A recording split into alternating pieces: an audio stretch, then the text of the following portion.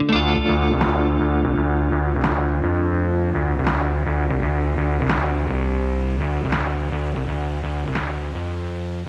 to the Pasho Perspective, a place where I share my perspective on everything in the space between life and death. I'm your host, Pasho. Summer Sessions. Let's get started. Today, I was sitting in a barber's chair, getting my hair cut, having a really interesting conversation with my stylist, Jay, and we were talking about how really everything changes when you start having children. You start to be a little less self-centered, and you start to pay attention to the big picture. You know, you start paying attention to the rules of the game and the game in itself as opposed to just where you are on the board as a player. And it got me thinking that life, in order to really live a full life, one has to die 3 times. So let me explain. The first death, I would have to say, is when you get married.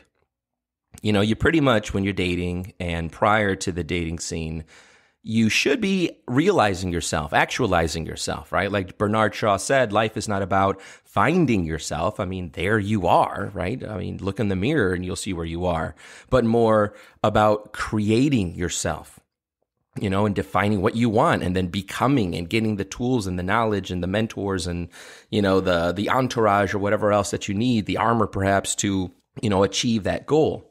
And so I was thinking you have to die 3 times in order to really have that life. And so prior to dating, and then even during the dating and courtingship and everything, you're still kind of living for yourself. You're still thinking, what do I want, right? What do I want to get out of this? Or what am I getting out of this? And it's pretty myopic. But once you get married, I think I've talked about this before in season 1, but there are rituals that symbolize the death that I'm referring to here. If it's an indoor Catholic wedding, you might have something known as the 3 candles. One candle represents the groom, the other candle represents the bride, and then there is a much larger candle in the middle of the altar. And so at the beginning of the ceremony, both of the smaller, the bride and groom candles are turned on.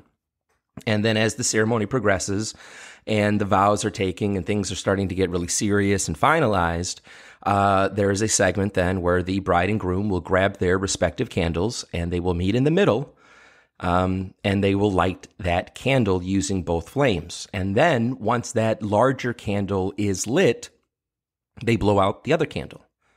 And it kind of represents, you know, a new thing has been created here. The you of once was no longer exists. You are no longer a single man. You are now married. You are now yoked and tethered to someone else for hopefully the rest of your life, right? I mean, that should be the goal and aim of a marriage, is to, you know, have your partner, your Bonnie to your Clyde or vice versa for the rest of your life. And so in essence, that selfish you dies because now you're part of something better. Instead of the I and the me, you become something of a we, which is way better. And so in that sense, you die. The next time you die, as Jay and I were talking about, is when you have children. Because even that person was living for the relationship, was living for the couple. And in a sense, I mean, you're always living for yourself, right? These things are upgrades. They are level ups. They are not changing who you are. They are adding and making better what you are and who you are. And so when you get to the next level, which is then taking that beautiful relationship called marriage to having then children. And, you know, when you're married as a spouse, you still have your dreams, you know, and if you really choose a good partner, they're not going to make you sacrifice your dreams. They're going to try to support you and lift you up and help you realize that dream. But when you have a kid, those dreams die. And they get replaced by something better. They get replaced by the dreams you have for your children. And I remember very succinctly on all 3 of my children's births, when I held them for the first time in my hands, I either whispered it or thought it in my heart and in my soul, but I said, I made a promise that I'm going to take care of you for the rest of my life. I'm going to love you and always make you feel loved and try to build you up so that you can also have an amazing and fulfilling life. And so in that regards, my my own personal dreams got replaced for the dreams that I had for my kids. And it still keeps me ambitious. It's not like I just gave up on all of my dreams and doing anything productive. I mean, by being productive, by being a beneficial member to society that contributes more than just taxes, but service and sense of community and mercy and grace and forgiveness and all those other things, I can teach my child the way to live, and so by me realizing, some ambitions that I have, I am feeding that dream for my child so that he can see someone pursuing the dream and realizing it and knowing then that they too have to do the same thing. They have to find out what is their purpose and goals and ambitions and then how to chase after them and to achieve them, right? And so you die a second time because you give yourself up so that you can make room for your children, and that then becomes really your focus. And then the third time you die, I think should sound pretty obvious, and that's when you actually die. And all of this talk, about death kind of reminds me, even William Shakespeare acknowledged this in the tragedy of Julius Caesar, where Calpurnia, his wife, is begging him to not go to the capital because she has had a few dreams where he has been assassinated and the people who had killed him are smiling and bathing in his blood. And so she has, begged him essentially to not go. And he does, for a moment, acquiesce to his wife's demands and says, "For you, my darling, I will stay here," or something to that effect.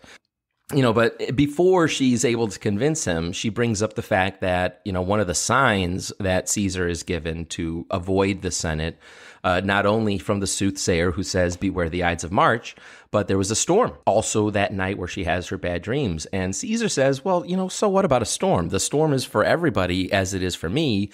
And she says, "No. When cowards die, the gods do nothing. But when champions die, they shake the earth." And so she's saying, "Caesar, this is for you." And he says one of the greatest lines. I'm going to paraphrase here because I don't have it in front of me, but it just came to my mind as we were speaking. And he says, "Cowards die many times before their death. The valiant only taste of death but once." And then I think what he means there is that every time you cower away, it takes a piece of you. And so that person that you were dies because you're a lesser version, because of your fear and because of your inability to act. So it's not exactly, linked up to what I'm saying here, but, the actual death at the end, that when valiant die, they die when their death comes, their actual death, not a euphemistic or metaphorical death. And so, I don't know, I was sitting in the chair in my barbershop and I thought I would share those ideas with you, right? That you have to die 3 times. And there is one more thing in literature that came to my mind, and this was something that I thought of prior to the podcast, but it is a fantastic poem that I used to do with my advanced literature kids, and it's by a man named Alastair Reid. I'm not really sure if he's alive or not, but if he is passed, God rest his soul. But he has a wonderful poem called Curiosity. And I'm going to share it with you and kind of end it with that. And I hope you always have a wonderful weekend. Remember to smash that subscribe button and share me with a friend if you enjoy what you hear.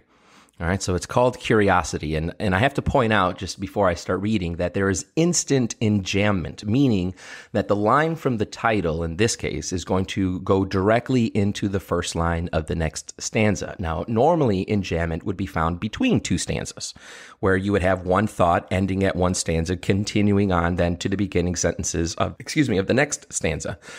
And so here, Alastair Reid uses it with the title. All right, so just know it's called Curiosity, and then I'm going to get right into the poem. Curiosity may have killed the cat. More likely the cat was just unlucky, or else curious to see what death was, having no cause to go on licking paws, or fathering litter on litter of kittens, predictably. Nevertheless, to be curious is dangerous enough.